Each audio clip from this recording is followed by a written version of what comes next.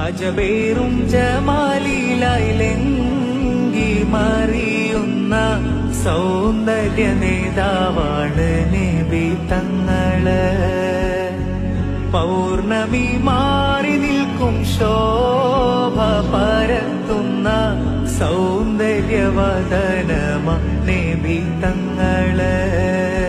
ചുവപ്പ് കലർന്ന വെളുപ്പിൻ നിറമാണെന്റെ ഹബീബിൻ സൗന്ദര്യം. അമ്പിയ ശ്രേഷ്ഠരിൽ ഹുസ്ന് ജമാലായി റബ്ബ് കനിഞ്ഞൊരു സൗരഭ്യം.